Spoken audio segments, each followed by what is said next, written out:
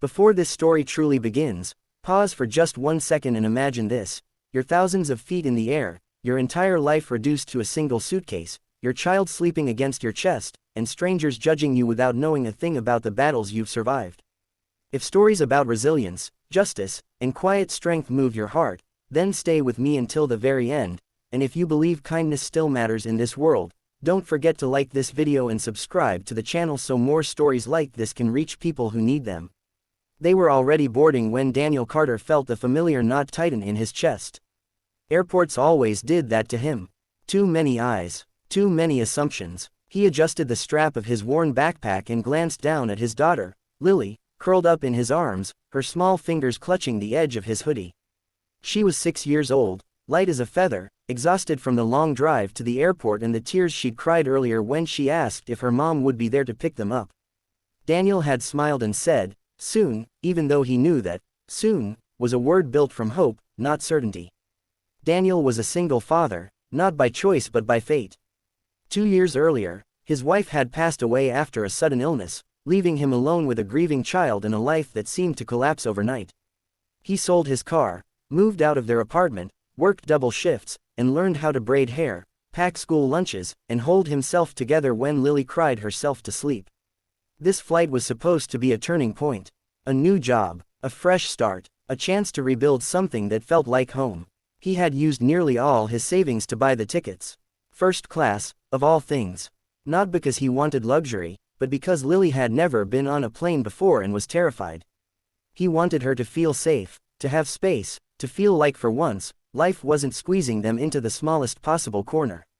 As they stepped into the first-class cabin, Daniel felt out of place immediately. Polished shoes, crisp suits, perfume that probably cost more than his monthly groceries. He lowered his voice, whispered to Lily that everything was okay, and found their seats. That's when the flight attendant stopped him. "Sir," she said sharply, blocking the aisle. Her name tag read Megan. Her posture was rigid, her smile non-existent. "I think you're in the wrong section." Daniel swallowed. "No, these are our seats. 2A and 2B. She glanced at him, then at Lily, then back at him, her eyes lingering on his faded sneakers and creased jacket. "First class is very exclusive. Are you sure you didn't misread your boarding pass?" Daniel felt heat rise in his face. He handed her the passes without a word. She studied them, frowned, then sighed as if deeply inconvenienced. "Sir, I'm going to need you to step aside. You're holding up boarding." "I'm sorry," he said quietly. "My daughter is tired." Megan's voice dropped, colder now. "Rules are rules. Please step out of first class." Heads turned, whispers floated. Lily stirred, her eyes opening just enough to sense something was wrong. "Daddy," she murmured. Daniel's heart cracked. "It's okay," he whispered, though it clearly wasn't. Despite the valid tickets in her hand, Megan called another crew member. A brief, tense exchange followed. Then the words Daniel never expected to hear. "We're going to have to move you to economy." Something inside Daniel broke, not loudly, not dramatically, but in that quiet way that happens when you've already lost so much that there's nothing left to defend yourself with. He didn't argue. He didn't raise his voice. He just nodded, gathered Lily closer, and turned to walk away under the weight of judgment. But 1 minute later, everything changed. A calm, authoritative voice echoed from behind. "What's going on here?" The captain had stepped into the aisle. Megan stiffened. "Sir, there seems to be a seating issue." The captain looked at Daniel's passes, then at Lily, now fully awake and trembling. He frowned. "These tickets are valid." A hush fell over the cabin. "I watched the entire interaction on the monitor," the captain continued evenly. "And I heard the tone used." Megan's confidence wavered. "I was just following." "You were making assumptions," he said, cutting her off. "And humiliating a passenger." Daniel stood frozen, unsure if he should speak. His voice barely came out. "I don't want trouble. I just want my daughter to feel safe." That was when the captain's expression softened. "You're not the problem here," he said. Then he turned back to Megan. "Apologize." Right there, in front of everyone, Megan's composure collapsed. Her face flushed, her eyes filled with tears. Slowly, painfully aware of every gaze on her, she lowered herself down, meeting Daniel at eye level, her knees touching the aisle floor. "I'm sorry," she said, her voice shaking.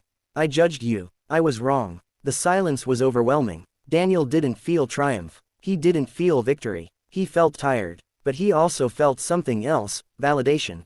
He nodded gently. "Thank you," he said. "Please just be kind." The captain helped Megan stand and addressed the cabin.